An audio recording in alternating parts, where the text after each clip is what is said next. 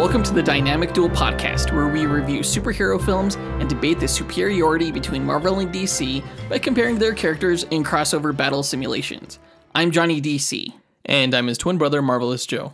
And in this episode, to help everyone cope with the fact that Black Panther is just a few days away, we are giving you a duel episode with Black Panther, pitting him against Black Manta. Okay, so I know why we're going with Black Panther for this episode, but tell me why we're going with Black Manta. Why is that a good matchup? Because you're the one that chose him. I know, and we've gotten some flack for it, because we mentioned last year that we were going to put Black Manta against Black Panther, and everyone's like, oh, why aren't you doing Batman? Because I want to do Black Manta, because he has a movie coming out this year, and I also think, like, you know, in terms of, like, a strong suit and, like, blades and stuff like that, Black Manta is a good opponent for Black Panther. So you find them comparable? Yeah, absolutely. I wouldn't have suggested this battle if I didn't. Black Manta being a villain for Aquaman. Yeah, right. Yeah. He's mostly underwater villain, right? Right. I mean, but he's a black character who wears a black suit that's high tech. And what else is comparable between the two? There's strength levels and stuff like that, I'm assuming? Sort of. Possibly. You'll find out.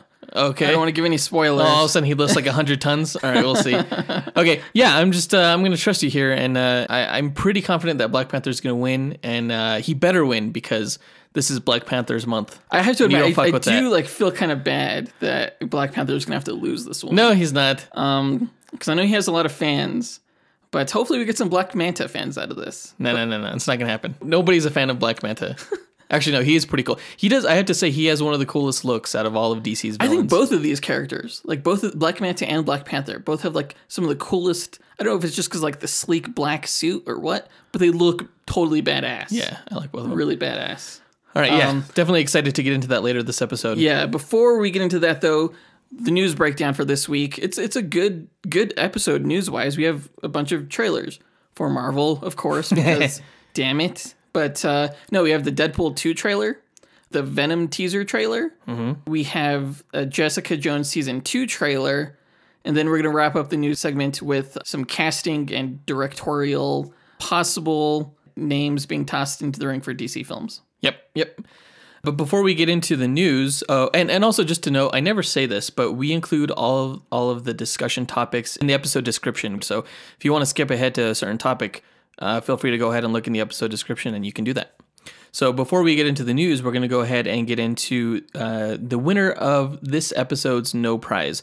So our question of the week last week was, what original series would you like to see DC develop for the upcoming DC streaming service? And the winner of this episode is Joel Seagrave. So we'll be drawing Facebook. Yeah, of Facebook. We'll be drawing him up a No Prize as a thank you for giving the best answer. And we got a lot of good answers. Oh yeah. His answer was the question. And that was actually going to be my answer for this question. Oh yeah. Because I've always wanted to see the question in live action and have his own show, kind of like maybe on Netflix or something like that. But of course it's going to be on the DC streaming service. Yeah. But along that same vein, that style of the Netflix shows, I think would be just absolutely fantastic. It's absolutely like, yeah, in the same style as Jessica Jones or Daredevil or something like that. You know, the question I've always liked him as a character, and this was actually one of my answers as well. I had two answers. Mm-hmm. One of them was the question. Joel Seagrave mentioned that you could get like really like film noir with it. Yes, and I love that. Yeah. I love that. Yeah. So some of my favorite films, like like Memento or something like that, sort of have like that noir kind of, the neo-noir kind of feel. Yeah, definitely. For those who don't know, the Question is a DC Comics character who he's basically like a detective who's a fantastic fighter, but his kind of costume gimmick is that he wears a false face, like it's a blank face mask that he wears. It makes him look super cool, super mysterious. If you've seen Watchmen and you know Rorschach was actually based on the Question. Right. So, yep. He's just, it's like his comics. I have a few comics from the Question, and they're just so gritty and so dark and so good. Yeah, I think could totally fit like on HBO or something cool like that. It's probably, you could get really dark with him. So I don't know. I think the character fits in that world. It would be fairly cheap to produce as well. Oh, absolutely. Yeah, super cheap. Honestly, I'm surprised we haven't seen the Question pop up in shows like Arrow or something like that. You know, he would fit in that world pretty well. Yeah, about 15 years ago, Jonathan and I wrote an article for the Rocky Mountain News, which is a newspaper that used to be published here in Denver. And in that article that we wrote, we were talking about like superhero movies that we want to see. Yeah. The Question was one of them. And I remember we cast Ewan McGregor as what's the Question's real name? You would know this. Vic Sage. Vic Sage? Yeah. We thought he would make a great Vic Sage. Honestly, there's a ton of great actors out there who could play him. It could literally almost be anyone because his face is covered the entire time. Right. With a blank face, basically. Yeah. No eyes, no nose, no mouth. Yeah. If they put a question show on the streaming service, oh my gosh, that would be awesome. My other answer was Doom Patrol. But recently I found out Jeff Johns actually tweeted the news that the Doom Patrol is actually going to make an appearance on the Titans television series. Oh, yeah? Yeah. Like one episode is like being dedicated to them, like episode 5 or something like that, I think it was. Yeah. So I can't wait to see that.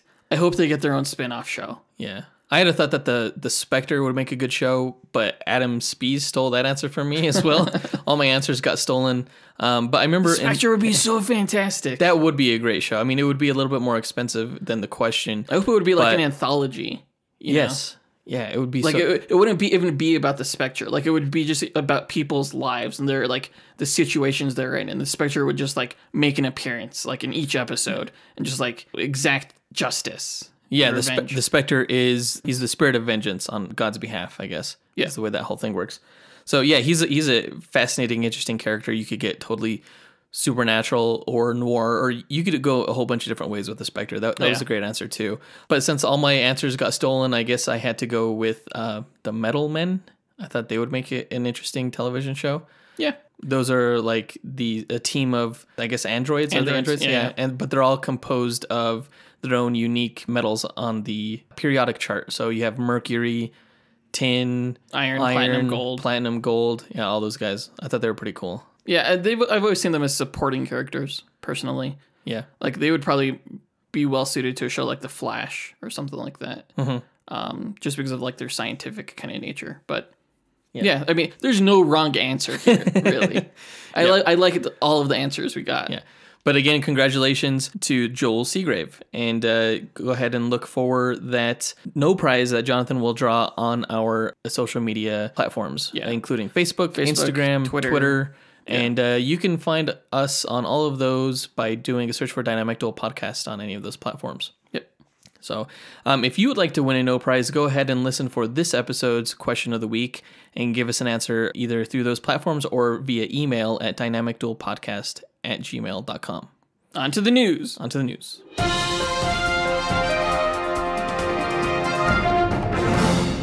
All right, so the second Deadpool trailer came out. I guess the first one was more of a teaser than anything. Is the film really called the Untitled Deadpool sequel? No, I think that was just a joke. I think it's called Deadpool 2, although you notice that this didn't have a title card on it. I was looking for it. It wasn't there. It starts off where we see Cable for the first time, which is great because we didn't really see Cable. We saw nothing but his hand in the previous teaser. So we get to see him full here, and it starts off on the close-up of his cybernetic eye, which the special effects look great. Yeah. They look super great, although not consistently, because there is a shot here where he's wearing the green screen arm. Purposefully. Purposefully. And that was just a little great gag, because Deadpool's like, what in the actual ass? Dale! Why aren't these special effects done yet? No, okay, so I'm not going to lie. When he mentioned the mustache thing, I got really sad. It's not like we're trying to remove a mustache. It's just a metal arm. I got super sad. I was like, because Deadpool has a history of like teasing DC Comics. Oh, yeah. Like I remember like there was a Deadpool comic where it was like Hyperion versus Nighthawk or something. They were just bashing about how horrible that film was. Yeah. And then like there was a comic a mini series for a while called Deadpool v Gambit, and the subtitle to the series was the V stands for versus. Yeah. And I was like, you motherfuckers. What can you do though? I mean, you can't. That's the joke. If you get upset, then they win. Right. Exactly.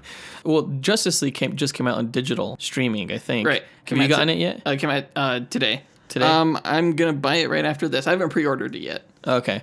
You're going to have to let me know if they touched up any of the special effects on Superman's mouth at all. For sure.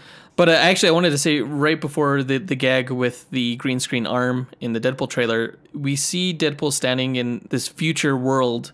I get strong vibes from Days of Future Past. Because like we see this like purple spotlight going over the city. Most of the cities look like they're in ruins. Mm-hmm. But like the purple spotlight belonging to the Sentinels in Days of Future Past. Yeah. It's kind of interesting. I don't think he's from that same timeline as that movie. Well, does he come from that in the comics, like him and Bishop? No. They both come from their own respective futures, though. He has a pretty sweet gun, and his little monologue right here is pretty cool, I thought. He's just talking about pain. It's interesting. Yeah, pain like that leaves you more machine than man. Yeah. So we get the gag, and then it goes to Deadpool making his own trailer where he's playing with some action figures. Yeah. I thought that was pretty good because it was like Toy Story. Regeneration factors activate. People don't say that. Shut it. They're canon. I like the part where he was like, reach for the sky, and he's like, sure, Deadpool. Just, it was hilarious. I did think it felt flat when he like shoved the Deadpool action figure's crotch in Cable's face. Why? Because like it was just like quiet for a second, and then like I don't know, it felt flat to me. He was like, no biting. I think it was a great way to fill time because really, if you think about it, this trailer does not show a whole lot. We don't know what the story is yet or anything like that. I guess it's an interesting strategy. It's a way to entertain the audience while still, getting a trailer out there without showing too much. Yeah, totally. I thought it was an interesting way to interject Deadpool into what I thought was going to be like a very Cable-centric trailer. Mm-hmm. It's all about Cable, and you're like, the marketing for the Deadpool films have been really, unique and really, really funny. So I was wondering, like, as the Cable thing was going on for a while, I was like, how's this Deadpool? Yeah. And then, sure enough, it became totally Deadpool.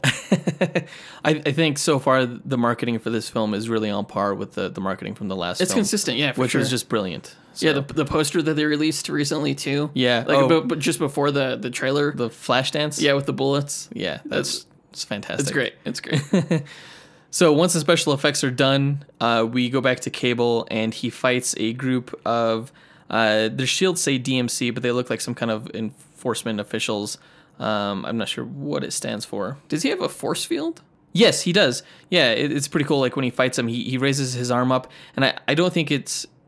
At first, I thought maybe he was using his telekinesis as a shield. Yeah. But when I slowed it down and I watched the trailer again, it looks very tech-based. So I think it's a tech-based force field through his arm. Does he have that ability in the comics?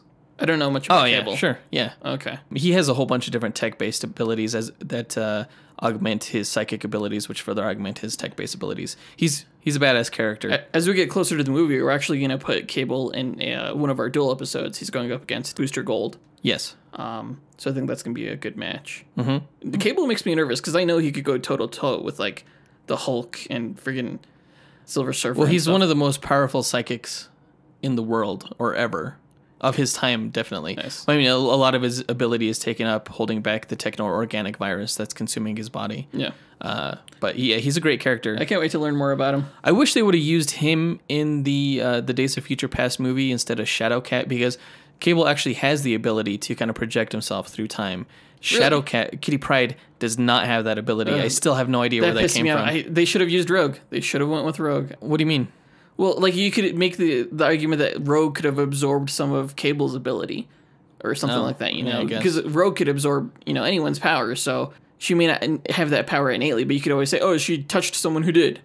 Yeah, that makes sense. Yeah, that could totally work for sure. So after we see the scene where Cable is fighting those officers, that's when like the quick cuts start coming in, and we get brief glimpses of just a lot of action scenes. It looks like this movie is just jam-packed with action. There's a cool shot where Cable's jumping up onto this, it looks like a garbage truck or something like that. I thought it was like a military vehicle. Military vehicle? Military garbage truck. We'll say it's that. There's a lot of people just holding up guns in this. There's that kid flipping the bird. Oh, yeah. We get to see brief glimpses of Domino as well. Yeah. There's an interesting shot where Domino, Deadpool, and Terry Crews, they're all dressed up and they're standing at the back of what looks like a Quinjet. Yeah, I didn't even know he was in this movie. I didn't know Terry Crews was in this film. Like, this is my first time hearing it. I don't know who he's playing. He's not playing Bishop. I'm trying to think of who else he could be playing. Like, he's wearing red, so I thought maybe like Sync or something like that. Another mutant, but I have no idea who he could be playing, so I'll be interested in finding that out. He's a great comedic actor, but a super buff action dude. Yeah. So it's just fantastic. He seems like he fits perfectly in this. Did you like what you saw from Domino? It was brief, you know. What can you judge? She's just standing there in one shot, and then she's like holding up a gun in another shot. So yeah, it's hard to tell. I mean, we talked about her look before when it was first revealed, and I'm fine with it. So, and she's going to be in a Duel episode later this year as well against Harley Quinn. Against Harley Quinn. So Harley Quinn's going to lose that battle. Nope. That's pretty much the whole trailer. At the end, Cable calls Deadpool a dumb fuck. He said, "Time's up, dumb fuck." And Deadpool's like, "That's just lazy writing." I thought that was pretty good. Yeah, it was a pretty good, because I was thinking the same thing. I was like, did he just say that? That was kind of dumb. And then right away he quipped with that. So it's a way to save. It's a way to get away with lazy writing in your script by just addressing it and then moving on. So yeah, pretty good. I enjoyed it. What I did not enjoy was the Venom teaser. I was so looking forward to this. Like the day before it came out, they're like, "Oh, we're gonna release the Venom trailer." I was super hyped. curious. Well, we haven't seen anything from this really. I wanted to see what the symbiote was gonna look like. Yeah. Despite how awful the characterization of Venom was, well, it was mostly Eddie Brock. Venom, I think, was okay in Spider-Man 3. Mm-hmm. I think the look of Venom in Spider-Man 3 was pretty good. Thought the special effects were really good for the time, and he looked nice and scary, you know? Yeah. So I wasn't sure how they were going to be able to top that in this movie. I'm hoping it's at least on par. But we did not get to see the character Venom at all in this teaser, and I think that's the worst. I don't even want to call it a teaser because they did not even tease me. Like, at least give like a quick shot. Like we saw a quick shot of the symbiote, yes, but that's just a black mass. It's pretty nondescript. Right. This could almost be a trailer for a different movie. Do you remember the original Batman Begins teaser? Yeah. And how, like, you were watching this teaser trailer and you had no idea what movie you were watching, but it looked cool. Then the last shot is just like 2 quick shots of Batman. There is something out there in the darkness. Me. Yeah. Then he says me, and then you see like 2 quick shots of frames Batman. of Batman, basically. Okay, at least that would have been good for this. That worked because you got to see Batman. Mm-hmm. In this one, you see Tom Hardy walking down the street, walking into a convenience store, getting a CAT scan, standing on the corner, freaking out in an MRI machine. Yeah. The thing that really bugs me is that this seems like an action film for Tom Hardy. Yeah. I don't want to see Eddie Brock doing action stunts. I want to see Venom. Yeah, pretty much. I agree with that, for sure. What also kind of ticks me off is that it looks like the symbiote comes from a crashed spaceship. Was that what that was? Yeah. I guess we already had a hunch that we were never going to get Black Suit Spider-Man. Maybe down the line, but it's going to originate with Eddie Brock, it looks like. But, I mean, it's just... I don't know what I was expecting. I wasn't expecting us to go into the whole Secret War thing where Spider-Man gets the suit through a costume machine kind of thing, and it latches onto him, and then he becomes Black Suit Spider-Man, and then the whole Venom saga. Right. I wasn't expecting that, but I was expecting at least something different than this. It kind of bums me out that we're never going to get to see that. This does the exact opposite of what a good trailer should do. Is it makes me nervous for this film. It doesn't build up any hype. It makes me, because I remember when they first announced the news, you were furious about this news. How dare they make a Venom film? This is going to be really dumb. Right. And then once Tom Hardy was cast, you were like, maybe this is going to be good. Well, I was more excited about the director as well because I really like Zombieland. So great cast, great talent. And I do have to say that the film looks decent for what's shot. I guess the feel, the look and cinematography and everything, and the direction and the angles, it looks fine. But again, everything that I've been complaining about before, it doesn't tease the actual character. It doesn't tell us what the movie's about. It doesn't tell us anything. No. The movie could be called CAT Scan, the movie. Tom Hardy rides a motorcycle, the movie. His performance at the end is quite good. And then the only glimpse that we get into the character is the motion graphic of I don't know what is it? Wavy, smoky lines that come together and form Venom's face, eyes and mouth and everything like that. It's a poster. I mean, that's pretty cool. It's a cool graphic, but it's obviously not an accurate depiction of what he's going to look like.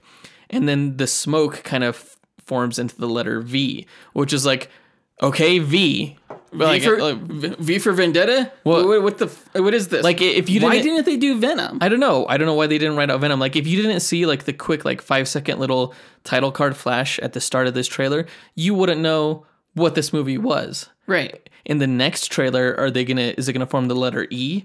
And then they're just gonna have, like, a different trailer that writes out all the letters of the title? It's like, what the fuck? Why V? Okay, cool. V.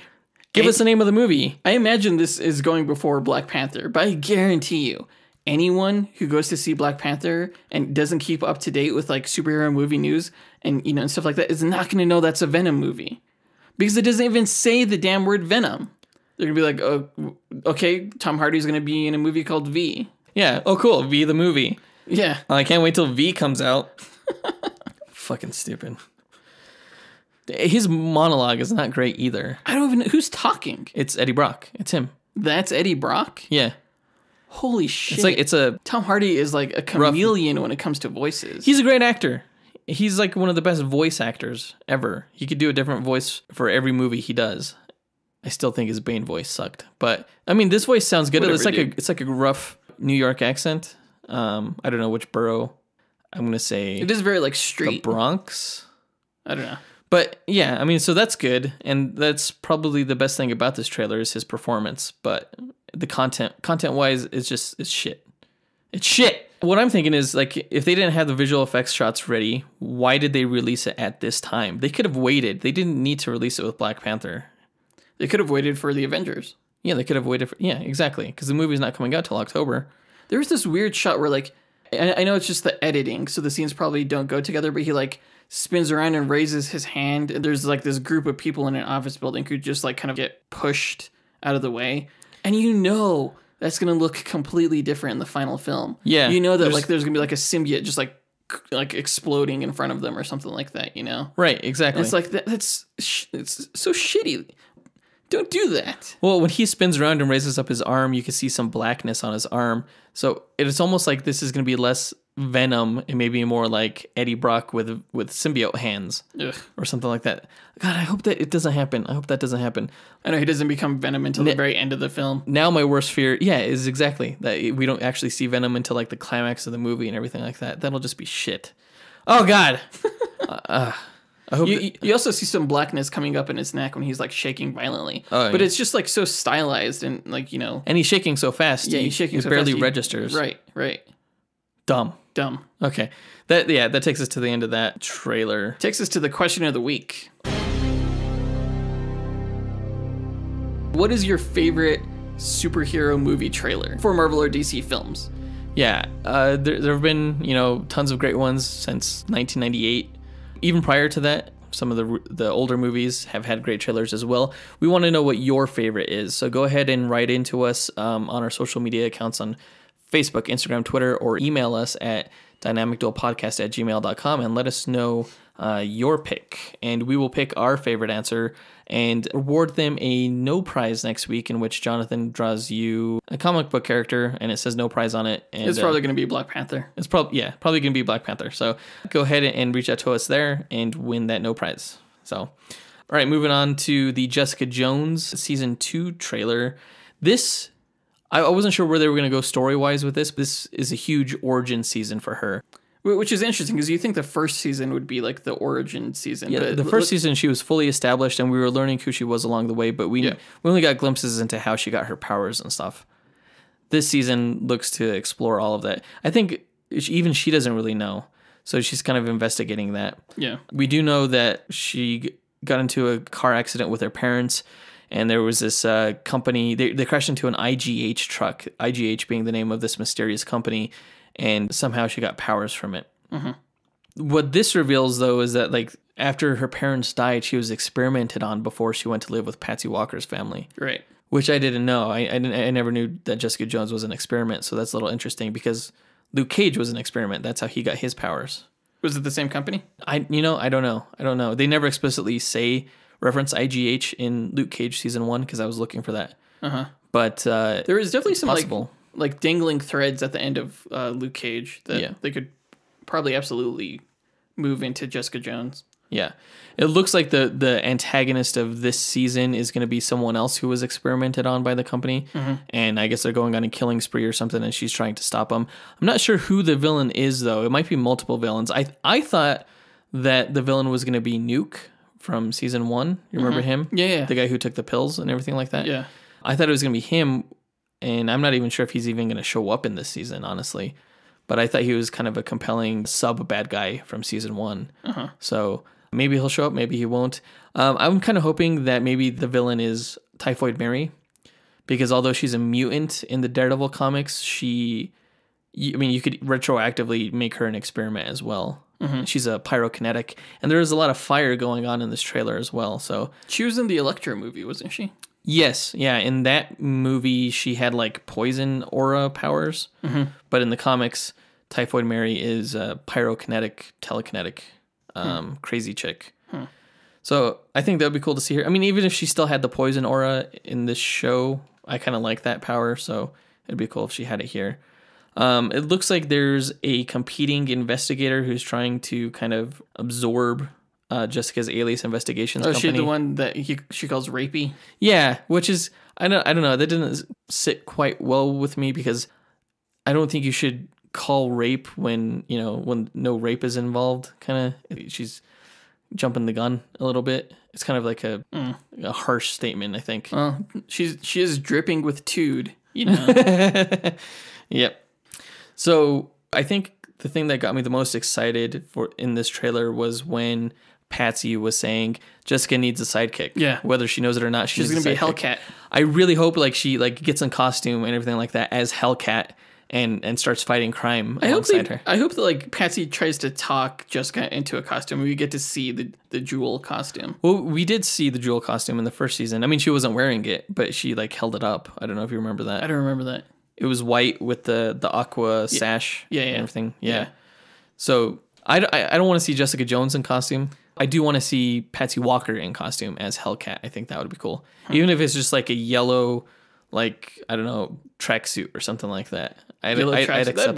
That'd be really cool. And just maybe like a blue masquerade mask or something like that. Yeah. You could totally get away with it. I'll take that. I'm all for better than what we got with Iron Fist, you know? Yeah.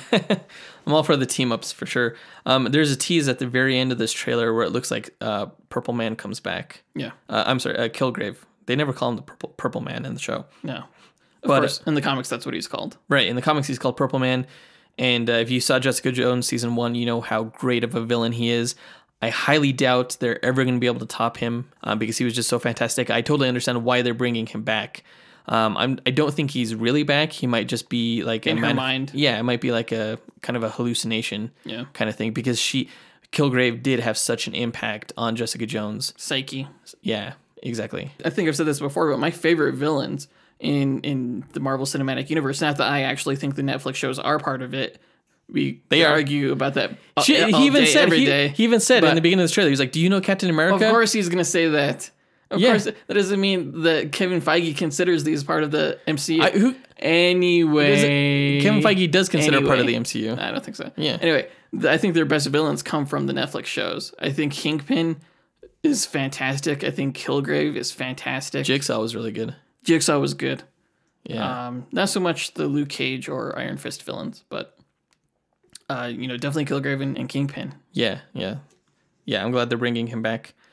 So that pretty much does it for all of the Marvel trailers. What do you got going on DC wise? Because we got trailers. What do you got? Not much. Oh man, we have rumors. Okay. We have unsigned deals. Okay, what we have. Cool. Okay, Tell me about it. First one is Joaquin Phoenix is apparently in talks to play Joker in Todd Phillips' standalone origin film. That's the Scorsese one, the one that's being produced by Martin Scorsese. Yeah. Initially it was rumored that Leonardo DiCaprio was in talks. Yeah. And I guess I'm not sure what happened there. Well, because Scorsese was involved. Yeah. I think everybody just assumed Leonardo DiCaprio. I think that was just a rumor too. I don't know. But I'm surprised that this project is still moving forward. I thought when Hamada came on board, I thought I wasn't going to be surprised if he nixed the entire Elseworlds idea altogether. Yeah. Elseworlds being like, you know, an offshoot of DC films. And not that they haven't come up with an official name, but they said it's going to be like Elseworlds and that they tell out of continuity stories. Yeah. And again, the thing, I've mentioned this before, I don't want a Joker origin film unless it's like The Killing Joke, in which case you need Batman in that film. I think you need maybe Batman in the film anyway. Yeah, you should have him in some capacity. The most interesting thing about this to me is, like, this is a Joker origin film. Joaquin Phoenix is like 43. Yeah. That's pretty old to be telling the origin of the Joker. Well, I mean, Jared Leto's like he's like 46. Yeah, he's up there. He's not that much older. But he looks younger. That's true. So, but it's not like Joaquin Phoenix does. That's true. You would think if they were telling a Joker origin film, he would be younger. I don't know. It all depends. I do like him as an actor. He's a fantastic actor. I was really excited when he was in talks to play Doctor Strange. I mean, he would have been my choice over Benedict Cumberbatch, even though I really enjoy Cumberbatch's performance. So I do like him as an actor. But yeah, again, I don't understand the purpose of all this. I think they're really shooting themselves in the foot by creating all this confusion. Like, you're going to have 2 simultaneous live-action Jokers in the theaters. Right. With Jared Leto in Suicide Squad 2, and now Joaquin Phoenix in a standalone Joker film. Right. They're really going to have to go through hoops and make sure that all audience members really understand what's going on here. Otherwise, it's just going to throw everyone off. I don't understand what they're doing. Explain yourself. I don't know. I don't know. I don't know. What's best case scenario for this? For me? Yeah. I hope they don't. I hope it doesn't get made. As much as I like Joaquin Phoenix, and it tickles me at the idea that he would play the Joker, we already have a Joker, and he's also a great actor. He's a great actor, but he's kind of a shitty Joker. I think there was something there that he could improve upon, and I think under perhaps a better director, it could be a much better performance. I feel like there was a lot that was left on the cutting room floor. I think maybe if he approached it from a different angle. Yeah. Yeah. Who knows? Maybe all the tattoos were temporary tattoos. He was just wearing them as a joke. Like he scrubs them off. Yeah. That'd be great. Oh, God, I would love that. Please, especially the damaged one on his forehead. Yeah. I don't know what to make of this, honestly. At this point, I'm just kind of along for the ride. Yeah. You know, if they make this film, I'm absolutely going to see it. I want to know who you're casting as Batman. Is it going to be Jake Gyllenhaal? Because that would be kind of cool to see Jake Gyllenhaal and Joaquin Phoenix go, battle each other. I think, personally. Okay. I think I would actually be more interested in that than see Ben Affleck go against Jared Leto. I just want to see Ben Affleck kick the shit out of Jared Leto. I went to the 30 Seconds to Mars concert and it fucking sucked.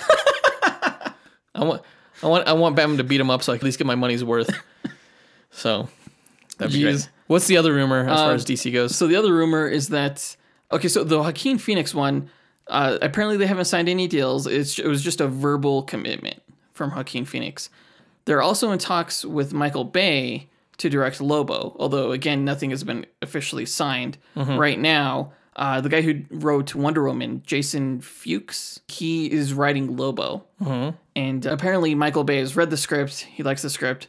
But both him and Warner Brothers anticipate that specific script being like a $200 million film, and neither of them are comfortable with that. Yeah. Surprisingly, you think Michael Bay would be comfortable with a lot of money. Well, I heard that the angle that the studio is going for in producing this film is to get the Deadpool audience. Yeah. Because Lobo is kind of like DC's Deadpool character. You could totally make this like an R-rated, over-the-top comedy with Lobo. That's what Lobo is, So I could totally see them doing that because of Deadpool and trying to make it like Deadpool and it totally succeeding in that way. And yeah, maybe it doesn't need to be $200 million. I don't think Lobo is as appealing as Deadpool, though. I think he can be. You think? Yeah. You know what's a shame, though, is that the perfect guy to play Lobo would have been Jason Momoa. He looks just like him, and now he's Aquaman. Like, yeah, that's true. You're going to have to get a real Jason Momoa type to play Lobo. You know what I'm saying? Yeah. So that's kind of weird. Also, okay, let's talk about Michael Bay. I don't like the guy. Okay, here's the thing. I don't like Michael Bay either. Like, I mean, I did like The Rock, and I like The Island. I don't like I didn't really care for the island. And I haven't cared for any of the Transformer films. I hated all of them. Yeah, me too. And I mean, I only saw the first two. It was really hard for me to get through the second one. I've seen 4 of them. But I fucking suck. Why? I don't know why I did that. But for a Lobo film, what Lobo is supposed to be, just over the top, this could totally work. I think, if it was anyone else, if they went with just like a no-name director for the Lobo film, I'd be like, man, I wish it was someone like, Michael Bay. Because of the explosions and stuff? Yeah. I mean, I guess you're right in that, exactly. like, he's not in any intelligent stories. I'll say that. So in that regard, it seems like this kind of fits. Exactly. But because we know Michael Bay can deliver on the action and the explosions and shit like that. But is it going to be just as empty as the Transformers films? Like, I don't mind like a brainless action film, but I don't like stupid ones. Lobo is not like a Christopher Nolan film. It is absolutely a check your brain at the door film. Uh-huh. It's a check your brain at the door character. Yeah. You're not going to get like any Oscars making a Lobo movie, Maybe special effects, and that's about it. Yeah. So if this film is going to be made, sure, Michael Bay, why the fuck not? Okay. We'll see what happens with that. I guess they have to rewrite the script and stuff like that. So Yeah. this is still just a long ways away from being... Michael Bay and Warner Brothers aren't even considering anything until they reread the rewrites, because I guess he gave notes on Jason Fuchs' script. So if he comes back with a successful script, Michael Bay will sign on. Okay.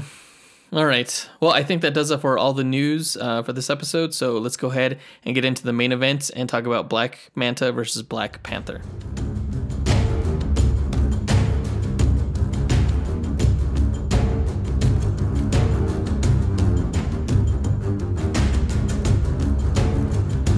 Okay, Black Manta versus Black Panther. This is just the coolest fight probably we've ever done.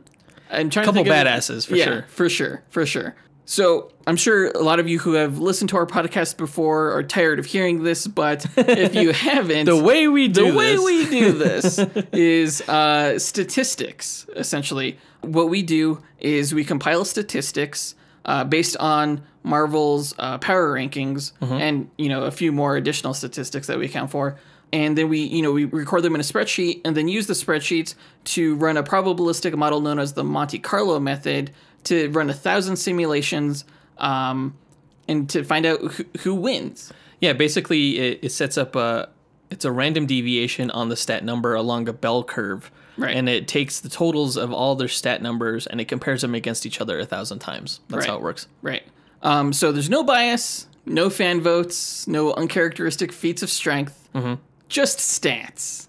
Yeah. Nice stats. I like it. It works. It's mathematical, and it's something that you could take to the bank. You know, we tell you the exact percentage that one character would win over the other because, of course, at least in our experience, no character has ever won 100% of the matches against the other character. No, and that would never happen because you could always write some way around, or write some way for one character to defeat another one. Right. There's always some way Batman can beat Superman.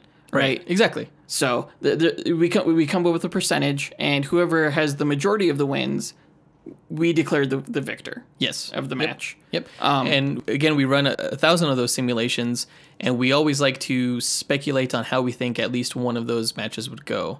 Yeah. In kind of like a back and forth kind of thing. But before we do that, we go into each character's background and profile, powers, and let you know all about them. Right.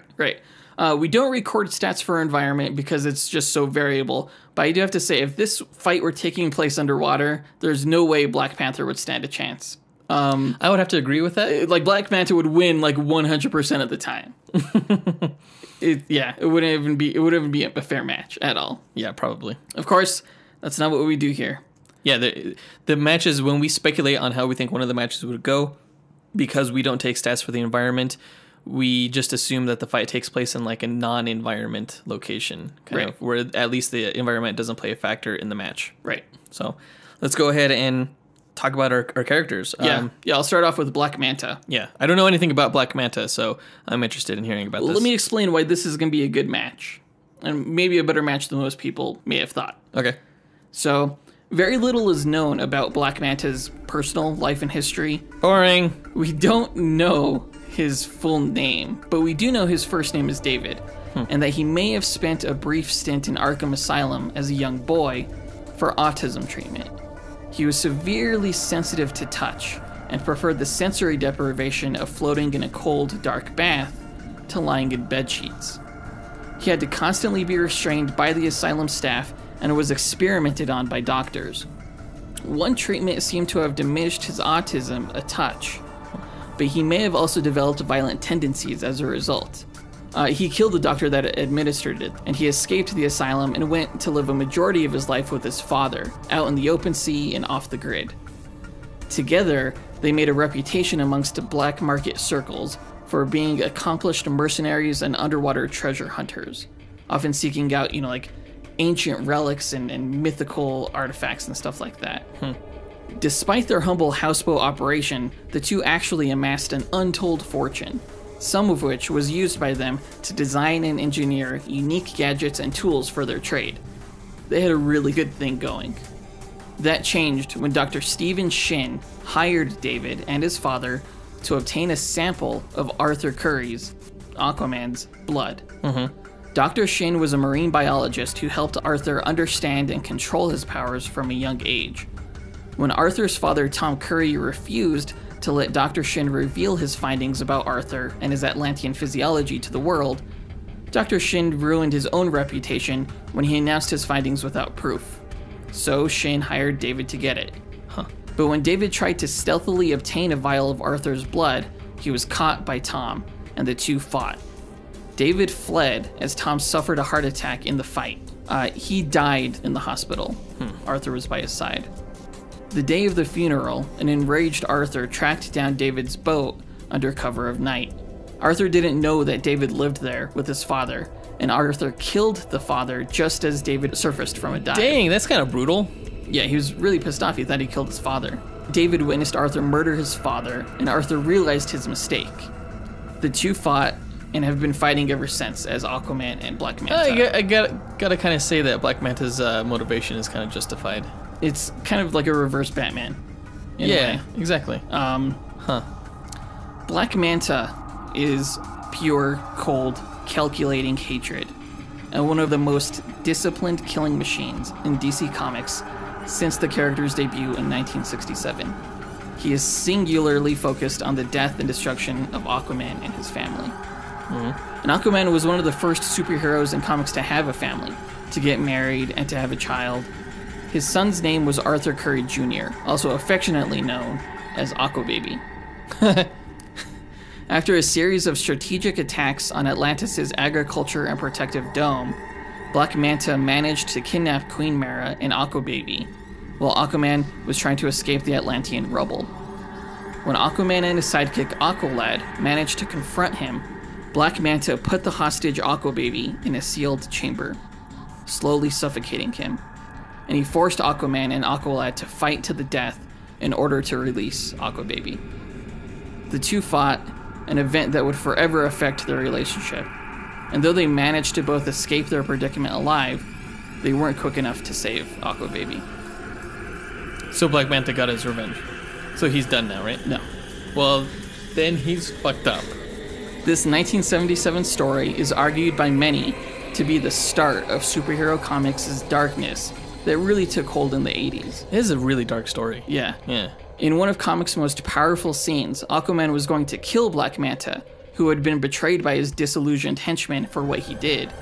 But Aquaman couldn't bring himself to compromise his ideals. Black Manta was arrested instead, and Mara divorced Aquaman for his decision to not kill him. This shit's deep. Yeah, it's pretty deep. Black Manta would later express regret for what he had done, but it never quelled the hatred he had for Aquaman, and it kind of cemented his infamous reputation for him amongst the rest of DC's heroes and villains, as being one of the few willing to take things to an entirely new and much more personal level. Yeah. It turned out that Black Manta had a son of his own.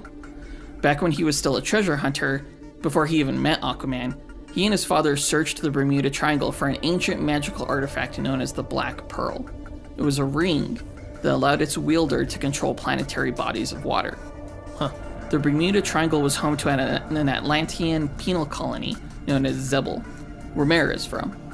On the outskirts of the city, Black Manta met and seduced a young Zebel woman named Lucia. He knew the Zebelians had a map to the Black Pearl and tried to get her to lead him to it. It turned out Lucia had the map, but she suspected he would leave if she gave it to him, so she tricked/tested him by leading him to a decoy. Impatient and angry, Black Manta gave up and left Zebel.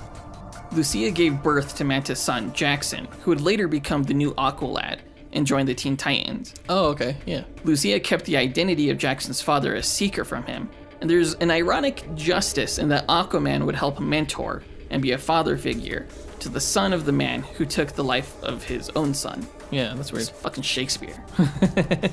Aqualad unknowingly wore the map of the Black Pearl in a necklace his mom gave him, and Black Manta recognized that necklace when Aqualad was publicly made an ally of the Teen Titans. Black Manta kidnapped Aqualad, who had by this time learned who his father was. The two tracked down the Black Pearl, and with it, Black Manta was able to take down the entire Teen Titans team, until Jackson came to terms with the evil man his father was, and his own power, and he recaptured the ring. So, Black Manta has had a long career of toppling city-states, terrorizing nations, and overthrowing worldwide organizations. He's effectively led entire armies and armadas, and even the Suicide Squad. Having recently come to the realization that killing Aquaman would render his hate-driven life meaningless, he nevertheless uses every genius, strategic thought, and resource to destroy everything that Aquaman represents. Power-wise. So, destroying everything he represents as opposed to destroying the man himself. Right. Okay. Exactly. So, Black Manta, you know, he's a gadgeteer of sorts. His helmet, suit, and weapons, they were forged in the pressures of the deepest parts of the oceans and can maintain their integrity even near the planet's core. His pressure-proof suit is so completely sealed that it cannot be penetrated even at the atomic level. It makes him extremely durable, capable of sustaining the pressures of the deep and blows from superhumans like Aquaman. He himself has superhuman strength, able to lift at least 1 ton, though I've read conflicting research as to whether this is due to his suit or the experimentation that was done on him when he was young. His manta-shaped... In Arkham? Okay. His manta-shaped helmet grants him a heads-up display with infrared vision and sonar, and he can emit powerful energy beams from his goggles. He wears a propulsion pack on his back that grants him incredible speed and maneuverability underwater. It also stores several weapons, including 2 long daggers, sharp enough to cut off Aquaman's hand. And Aquaman is super durable. His weapons are really sharp. And he also has a sharp, like, H-framed energy emitter. Okay. He has wrist... Why does he need that if he can shoot beams from his eyes? I've wondered the same thing. Okay. He has a wrist-mounted launcher that can fire harpoon cables, darts, both of which can be electrified through a suit. So like a cattle prod? Yeah. Okay. And explosives like mini rockets and torpedoes. He's also developed and mastered his own fighting style that's effective both above and below the water, but especially below. And that's it. Punk ass is going down. No. Why? So he can lift 1 ton. I guess he would have to be at least have some kind of enhanced strength in order to go toe to toe with Aquaman. Yeah. Interesting. Right. Okay. Well, I mean, that's actually a very interesting backstory. It's more interesting than I thought it would be. That's not even touching on a lot of his backstory. Villains tend to be a little underdeveloped because they only show up, you know, like every couple of years or so, you know, because you have to keep rotating through the rogues gallery on the comic books. So the fact that his story is that compelling it's good. And I do have to admit, like, for many decades, he had no backstory. He was not a very compelling villain. But, you know, he's been retconned a few times. So, yeah, now he actually does have a pretty fascinating backstory. Yeah, that's great. That's great. I like it when they are able to make the villains as interesting as the heroes. It doesn't sit well with me that Aquaman murdered his father in cold blood. I feel like that goes against the character. He's not... Aquaman isn't Superman, you know? Yeah. It's a little vengeful. It's kind of a villainous kind of thing to do. It was definitely a murder of passion, I guess you could say. Okay. All right. Not that justifies it. Aquaman is definitely, like, sorry. Like, he's even, like, held up his own trident to Black Manta and said, you know what? I did something really bad. Kill me. And Black Manta, he realized he couldn't do that because if he did that, then he would have nothing to live for. So they're just like in this like never-ending, just kind of really fucked up game where Black Manta is always trying to ruin everything Aquaman stands for, and Aquaman's just always trying to like rise above and like restore, like, you know, maintain tensions between the underwater and surface world and stuff. Yeah, that sucks. Yeah. Wouldn't want to be Aquaman. That's all I'll say. I wonder if it's going to play out any similarly in the Aquaman movie to come out later this year. I don't know. Because I know Black Manta is going to be in that movie. Yeah, he's going to be in the movie. So we'll see how that plays out. I think he's going to be the main villain. I thought Ocean Master was going to be the main villain. No. I think he's like behind the scenes. Oh, okay. Yeah. Okay, cool. All right. So let's get into Black Panther, who we all really want to hear about. Yeah, let's listen to who everyone came for. Okay, Black Panther. So to tell the story of Black Panther, the origin is really to tell the origin of Wakanda itself, which is the city that he's a king of, or the country he's a king of, rather. So let's get into it. T'Challa was born the prince of the African nation of Wakanda. His father was King T'Chaka, and his mother was Queen Yami, who died in childbirth. His father remarried a woman named Ramonda, and they had a daughter together named Shuri, who is T'Challa's sister. So let's get into Wakanda. Wakanda is a landlocked country in Central Africa where a 10,000-ton meteorite made of an alien metal known as vibranium crashed thousands of years ago. Oh, I didn't know vibranium was an alien metal. Uh-huh. Where does it come from? Space. Okay. Vibranium has the ability to absorb kinetic vibrations and certain other energies. When it absorbs energy, it compresses its molecular bonds, hardening the metal to near unbreakability. The radiation from the meteor after crashing into Earth transformed the local plant and animal life of the region, producing anomalies such as a heart-shaped herb that granted abilities when consumed, and rare albino apes.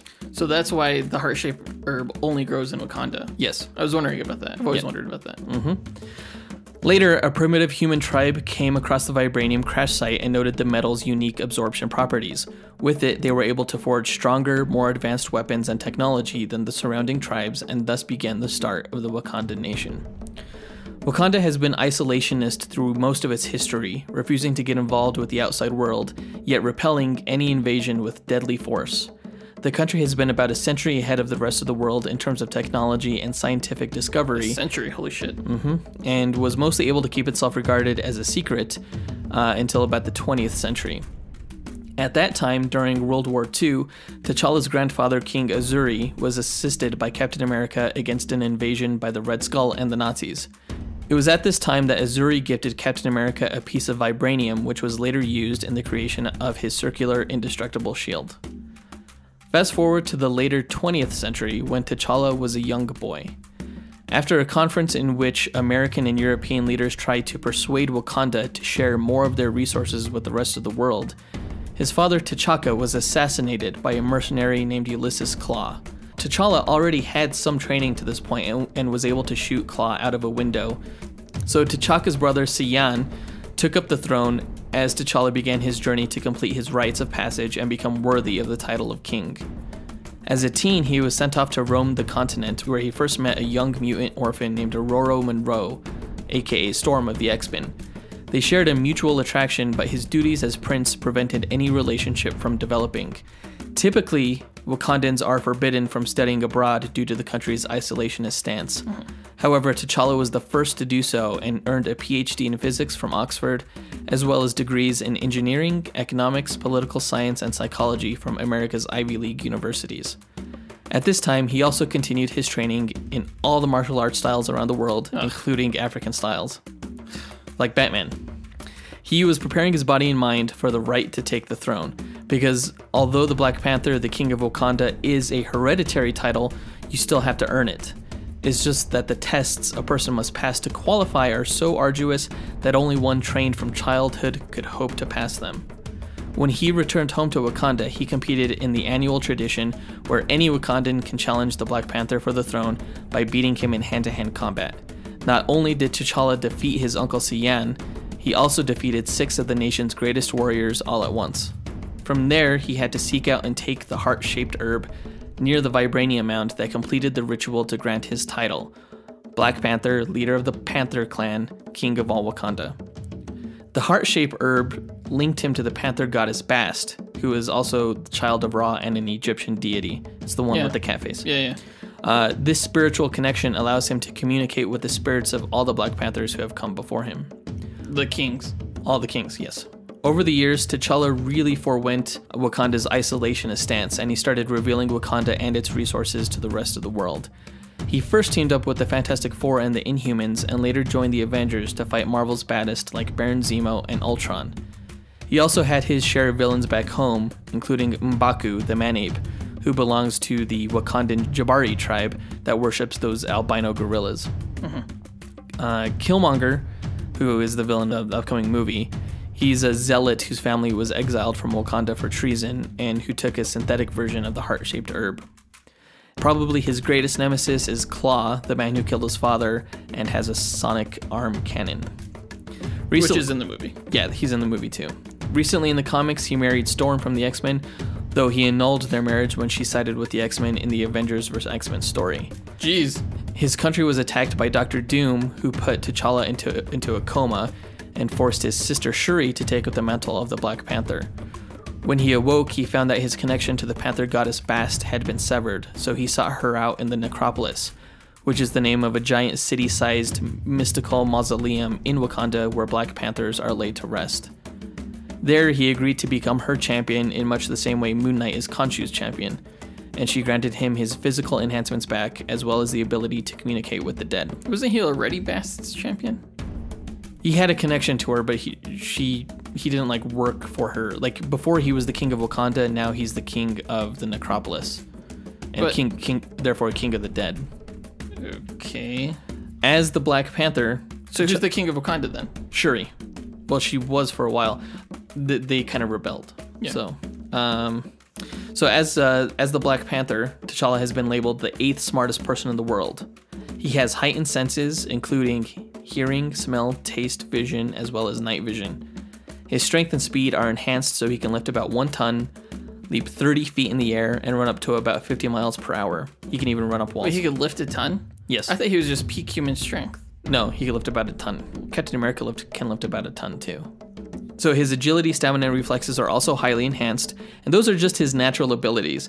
In addition to those, the Panther suit he wears is a vibranium mesh that negates most physical impacts, such as those from bullets, blades, and strikes. The kinetic energy that the suit absorbs can be redirected in the form of close proximity shockwaves. That's kind of more of a recent thing, but they've adapted that for the movie, so he has that. That's how he blew up the car. Yes, in the trailer.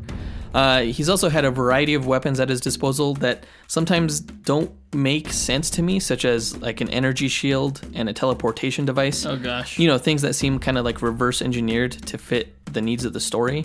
So I'm not sure I'll include those in this fight, because you know he's not supposed to be like a Swiss Army knife like Iron Man, but pretty consistent are his vibranium energy daggers, which he can shoot like a projectile. And of course he has the retractable claws. The claws are made of a different sort of vibranium known as Antarctic vibranium, since it comes from a different meteor that crashed in Antarctica in the Savage Land. Unlike Wakandan vibranium, which absorbs vibrations, Antarctic vibranium emanates vibrations at a specific frequency that breaks apart the molecular bonds of metallic elements, even adamantium. So his claws are often referred to as anti-metal claws because of their ability to easily cut through metal. They can cut through most other things pretty easily too. They're real sharp. So that's all of his powers. He'll have his natural enhancements, his energy daggers, his suit absorption, and his claws. I've always thought of Black Panther as just like Marvel's way of like looking at Batman. It's like, how can we make a cooler version of Batman? Because Batman is really fucking cool. Yeah, and they succeeded in making a cooler version of Batman. No, Black Panther will never be as cool as Batman because Batman is just a man, and he's far more dedicated, and he has a cape, and he's just badass. I don't care what you say. And I know everyone's going to be like, oh, this Black Panther movie. Oh my gosh, he's so cool. He's cooler than Batman. He is cooler than Batman. No, fuck off. His costume is cool. He knows that you're supposed to cover your face when you're being shot at. Oh my gosh. Unlike Batman. And he knows... Batman doesn't need to. He's that good. He's just as equipped at fighting as Batman is, which makes him, I think, overall better, because also he doesn't just run a corporation, he runs an entire country. So Marvel's so dumb. like pick something that Batman is good at, and Black Panther will be slightly better. What? No. Yeah. No, he's not as smart as Batman. Yeah, he is. He is not as smart as Batman. Yes, he is. I will kill you. If anything, he might be smarter. No. All right, so let's get into this speculation on how we think this fight is going to go. It seems like their physical attributes are pretty comparable, both in terms of durability and strength. So let me get this straight. They're both stealthy, really agile. Is Black Manta durable. really that stealthy with that big-ass helmet? Maybe underwater he's stealthy. I can't imagine he'd be stealthy on land. Underwater, he's super stealthy. Okay. On land... How does he stand up? It's a black suit, you know. How does he... Shut up. It's not a fucking bubblehead here. Yeah, but no, and you know, both have energy-based attacks, and yeah, I think this is a great fight. This is a great fight. They're really comparable. All right, so for the purposes of this simulation, we always say that the characters start about 50 yards apart, and that they know that each other are threats, but they don't know anything else about each other. They just know that they have to fight and win. Right. So, how do you think this starts? So Black Manta can he fly with his jetpack outside of the water?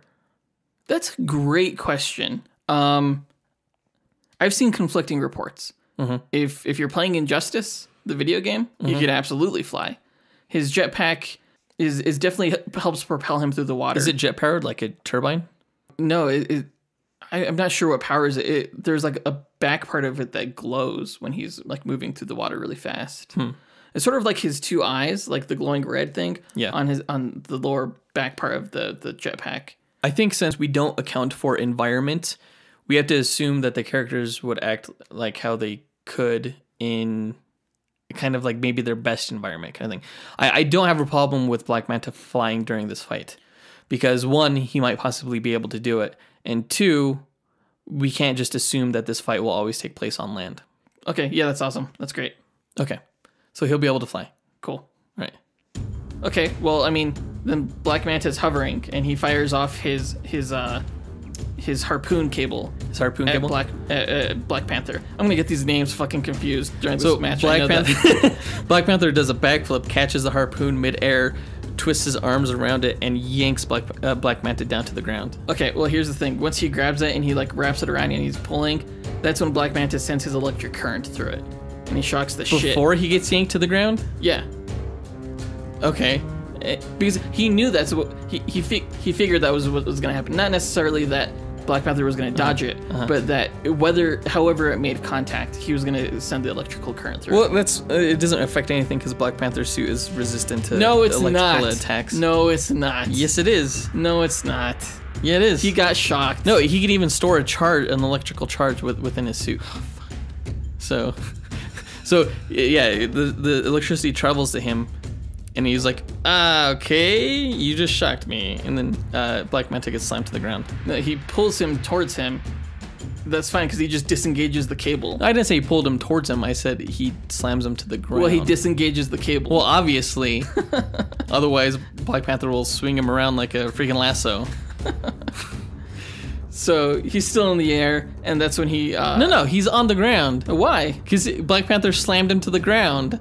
Okay, so he gets, pulled down to the ground. But it's not going to hurt him that much. Black Panther can run 50 miles per hour, so as soon as he gets slammed to the ground... He wasn't that high in the air. He was like 2 feet off the ground. Okay, so he gets slammed to the ground. Yeah. And then when he's on the ground, Black Panther's blitzing him at 50 miles per hour. He's charging towards him. Okay, and as he's coming at him, that's when he pulls out his long daggers. And just he's just waiting for Black Panther to come to him. What are these daggers made out of? Metal. I don't know what kind. Well, okay, we'll let Black Manta. Black Manta's a pretty good fighter, right? Yeah. We'll say he gets a stab in. It doesn't penetrate the vibranium mesh. Why? Because you can't get through it by stabbing. You could kind of open it if you slash along the grain, but it's really rare for it to happen. Okay. I mean, Black Manta, he has a really durable suit too. It can be slashed open. I've seen it get slashed open, but only through a magical, Aquaman's magical trident. It's super sealed and super, it's pressure proof. What is this suit made out of? I don't fucking know. It's not metal. Damn it! I was wanting you to say metal. I don't think it is. I'm not sure what it's made of. Again, there's like a lot of stuff we don't know about Black Manta. But do you think that Black Panther would be able to slash his suit open? Nope, I don't think that. Why? Because it's so durable. Okay. It would need to take like some kind of like magical blade to slash it open. Like I've seen Black Manta go up against Deathstroke. Well, luckily Black Panther has magical blades on him. What the fuck? No, he doesn't. He won't for the purposes of this match, but I could totally see him doing that. So the energy daggers, I think, would have a better chance of getting through it than his metal claws. Mm-hmm. So Black Manta tries to stab Black Panther. It doesn't quite get through. Let's turn this into a dagger fight. Yeah. Fuck yeah, so dude. Black Panther busts out his daggers, and so they start like doing this crazy like dagger action stuff. Yeah. That would be so sweet to see. I would love to see that. So I can see it right now. They're just regular vibranium, but then Black Panther kicks Black Manta back like 5 feet or so, and then he turns on the energy daggers, and he shoots like a barrage of energy blasts at him. Okay, so Black Manta kicks on one of them hits his eyepiece in his dome. Okay. So Black Manta kicks on his jetpack, and he starts evading the energy projectiles. Mm-hmm. And he sheaths his daggers and pulls out his blaster, his stabby blaster. And he starts firing his own blasts at Aquaman as he's circling at Aquaman. Fuck. At Black Panther. I didn't think I was gonna confuse those names. At Black Panther, all he cares about is Aquaman. That's all he's focusing on. At Black Panther, and he's just firing off some rounds as he's flying through the air. Okay, yeah, Black Panther's like doing backflips and stuff. He could leap 30 feet though, so I don't know if Black Manta's flying higher than that. No. So he's gonna start doing backflips, and then he's gonna leap up and probably try. He's gonna probably tear off his jetpack so he can't fly anymore. I would think he's gonna slash it. Oh shit. Yeah. So they both fall to the ground, and his jetpack is now kind of useless. Your move. I did not see that coming. Okay. So he tucks and rolls and recovers. How do you tuck and roll with that big ass head? You can't. Dude, it makes it easier to tuck and roll. If anything, he's all top heavy, and when he falls to the ground, he probably like lands right on. Why do you think it's round? Dome. So when he lands on his dome, he just continues to roll. So that's when Black Manta charges up his optic blast and fires up. What does it shoot exactly? Energy. What kind of energy? Laser energy. It's not a force. No, it's heat. Okay. He could like vaporize water with it. I don't know how. It's really powerful. Like I've seen it like incinerate like people straight to skeletons. Really? Yeah. Well, I never read anything regarding Black Panther being super adept at handling extreme temperatures such as incinerating temperatures like that. So that's gonna be pretty scary for Black Panther. I think that might be the first time where he's like, oh shit, this guy may actually pose a challenge. So he's gonna have to kind of find a way. I have to assume that the vibranium suit would provide some protection against getting incinerated, because it might absorb the superheated molecules or something. I'm trying to think. Light particles? It's not like it's molecules. It's the photons. It's light. Okay. I guess it comes down to, does he get hit by the beams? If he does get hit by the beams, what level of protection does the suit provide him? And would it like incinerate like his arm off or something like that? You have to think like Cyclops. It's not like it's a steady stream of beam. Now I'll grant you like it's a charge thing. Like he has to recharge it if he uses up too much of it. So it's not like an indefinite thing. It's definitely like it's a tool. It's a gadget. I think if Black Manta wins any of these matches, it's going to be due to that heat beam that he has, because it's pretty powerful from how you've described it. Yeah. So, but I think one of the defenses that Black Panther would have against it, if he got tagged by it like once, at least like singed off a part of his costume, I could totally see it doing that, where it singes off like a part of his vibranium suit. Yeah. Then he'd probably do his best to dodge the beam as best as he could. And again, the beam doesn't last forever. And honestly, I'm surprised you went for the jetpack before the helmet. Well, he doesn't know they're both made of they're both made of metal. He doesn't know what the helmet does. That's true. He doesn't assume that it can shoot. He knows that he can fly with the jetpack. He doesn't know that he can shoot beams from his mask. That's true. I would say Black Panther's next objective is probably to neutralize, destroy the helmet. Yeah. So he's gonna have to get in close, and he's probably gonna. The helmet's made out of metal, so I think he could slash through it if he got close enough. Like, does he have to hold his claws like on the metal for it to like disintegrate, or does it just like cut through metal like butter? Cuts through metal like butter. It has a liquefying effect on metal. Interesting. When it in close proximity. So yeah, that's how it works. So yeah, he's gonna have to get in close. I think that's what this match really comes down to. Given the fact that Black Manta, I don't really see him coming to physical blows a lot during this because he has his daggers and he has his harpoons and he has his all the weapons that he has. I think some of them like missiles and stuff or torpedoes. Yeah, that you haven't even mentioned. So I don't see him doing a whole lot of hand-to-hand combat. If it ever came down to that, Black Panther would just fucking annihilate him because not only is he better at hand-to-hand combat, he can also just because you know more styles doesn't mean you're better. Oh, that's true. Yeah, Black Panther. Black Manta still has a ton of weapons, like the torpedoes. Actually, that's probably the last one. But he still has his daggers. Oh, I know what Black Panther's gonna do. Okay. He's gonna start doing backflips, dodging the beam, and then he's gonna throw one of his daggers, not the energy from it, but the physical dagger. He's gonna throw it right into his helmet, into his eye hole. Wouldn't the laser just like disintegrate the dagger first? No, man. Melt the dagger? Yeah, it can like disintegrate like organic matter really quick, but this is like a vibranium dagger. It's not gonna superheat and vaporize in an instant.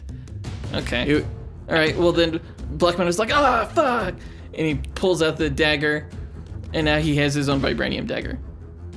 Okay. And then he goes to toe, just prison shanking Black Panther. What? Vibranium can't go through vibranium. Yeah, it can. Oh, sweet. Yeah. Well. Black Manta is a master with weaponry. Like, you give him a bladed weapon, and he's an expert with it. Even Aquaman's trident. Well, Black Panther's has mastery over evading bladed weapons. So, luckily for him, he doesn't have to worry about, all that. I'm pretty sure that Black Panther's vibranium dagger has a failsafe, kind of like Blades, where if the wrong person holds it, it explodes. Why you can't make shit up? It explodes in his hand. Why are you making shit up? This is how Black Panther rolls, man. It's just how it rolls. Don't make shit up. Yeah, I've never seen that in the comics, so I probably shouldn't declare that. But that's probably what would happen. It's kind of dangerous that he just goes around throwing those around. It's like, I know Batman has like a batarang budget for like missing batarang. He doesn't throw his vibranium daggers. Often he shoots the energy from them. Right. But, I mean, in this case, I think he probably has a better idea that the physical vibranium blade would have a better chance of getting through that helmet than the energy would. Mm-hmm. Well, that's why he threw it. So Black Manta now has a vibranium dagger. Okay, so Black Manta has a vibranium dagger. That's when Black Panther's like, oh no, he can't use that. That's my country's metal. So he karate chops his hand and sends the dagger flying. No, he doesn't. He's good at disarming. Because as he's chopping the hand, Black Manta is also coming up and just puts the dagger right through his arm. What? How does he? What? No. Okay, so he puts it through his arm. Big fucking deal. It's just his arm. Black Panther then slams his head down into the ground, pulls the dagger out of his arm, uses the vibranium dagger to cut through his helmet, and then smashes his face in with his boots. I was thinking of ditching the helmet at this point anyway, because like that thing's busted. Does Black Manta ever ditch his helmet? I've seen, Aquaman, when he goes toe-to-toe with Aquaman, it often, results with Aquaman breaking his helmet. Yeah. Okay. So that way they could like stare eye to eye and, get really emotional. Yeah. But yeah, no, that's fine. It's fine. It's fine. Okay. I don't give a fuck. So I'm trying to think what else he still has. Torpedoes. All right. So he shoots the torpedo at him. Yeah. Blasts against him. Yeah. He uses that energy. He redirects it at Black Manta, and that's how he dies. Or does he? I don't know. Should we take it to the stats? I got nothing. I don't know. I'm glad I was able to use everything, but let's see who would really win. Cool.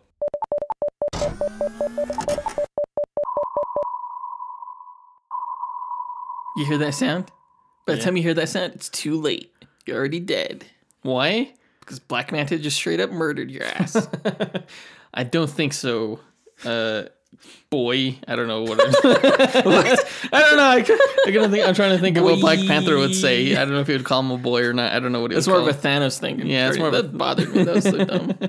All right. Okay, so we ran all of the simulations, the 1,000 simulations in our spreadsheet.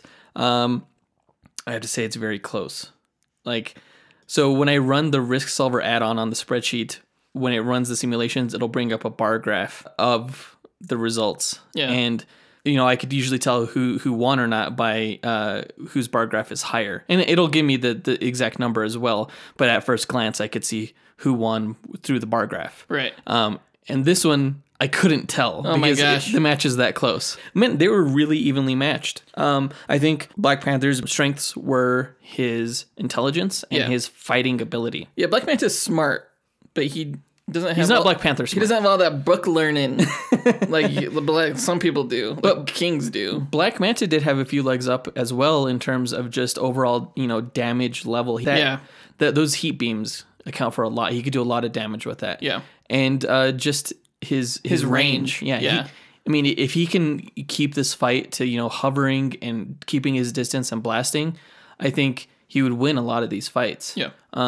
So it all comes down to like exactly how, if it's a closer match, Black Panther's going to win. If it's a more distance-y match, if that's a word, Black Manta is going to win. So I think Black Manta won this because if it is a distance match, Black Manta definitely has the edge. But if it's a close match, like Black Panther has a slight edge. Mm-hmm.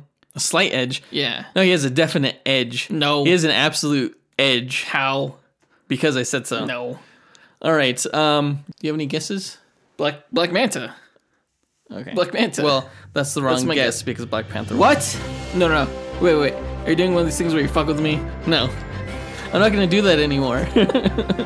Black Panther won 50.5% of the matches. He won 505 out of 1,000 matches.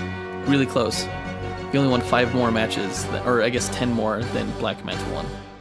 So what the shit? So whoever said that this was not a good match, you are wrong. Holy shit. This was a great match. This came out so close. And you can't really look at their track records because of course Aquaman's always going to win in his own title. But if you just take him like abilities and face value alone, yeah, it's a great matchup one-on-one. Let me see your fucking computer. No, you don't get to look at my computer. Why? Okay. Why? Right here, look. 505. Okay, so part of me is like, good, Black Manta put up a really good fight, but another part of me is like, I hate it when things are that close. Well, the stats... Again, with these characters, not so much because they're really comparable. Yeah. Damn. Yeah, I'm not too upset. That was an awesome match. I liked that. Yeah, that was fun. Good fight. Yeah. Good match, sir. Good match. We killed you. Anyway, okay, what were we talking about? Coolness of I think the characters. That's the end of this episode. In our next episode, we will be reviewing the Black Panther film. We tried to get early tickets to this thing, and we just couldn't manage. But we will be seeing it Thursday night. Yeah, Warner Brothers is really like... Warner Brothers is really like free giving of their like advanced screening tickets, but Disney not so much. Yeah, not so much Disney. So we'll see it, and really excited to talk about this movie, and I want to hear what you guys have to say about the movie too. So if you see it before Thursday, listener, I don't want to hear anything about it. But after Thursday, like Friday, go ahead and if you guys want to write in your impressions of the film on our social media or anything like that, no spoilers, obviously. Then go ahead and do that because I like talking about these things. So, I want to say subscribe. Definitely subscribe. Definitely subscribe to the podcast. On whatever platform you're listening to us on. Tell your friends if you have any friends that are also enjoy DC and Marvel along with you, and let them know about the podcast. If you have any friends who you're like, dude, Black Manta would totally fuck up Black Panther, and you want to say, actually, it's technically proven that he would win a slightly higher percentage of the matches, share it with them. Yeah. If you ever get into an argument with your friends, this is like a good resolution to that. Don't forget that you can go into dynamicduel.com and there's a link to our merch site there where you can buy sweet ass Marvel and DC t-shirts and notebooks and things like that. And not just t-shirts, yeah, just a whole bunch mugs, of coffee mugs, stuff, stickers. stickers, posters, things like that. You can buy all that stuff. Curtains. I have a T-shirt that I designed, or it looks like a speech bubble that says "Marvel is better," and that's the shirt that I'm going to wear to every single DC movie that comes out. Oh my God. Again, of course, the next one doesn't come out until July with Teen Titans, but I'm going to wear the Marvel is better T-shirt to that movie, and it's going to be fantastic. There's also a DC is better shirt, but I haven't bought that yet, and so I can't wear it for the Black Panther premiere probably. Good. Damn it. Good. I'm gonna wear it for Avengers Infinity War. Infinity War. You can't even say it, much less wear a shirt to Damn it. I can totally wear a shirt too. What are you talking about? All right. Up and away. True believers.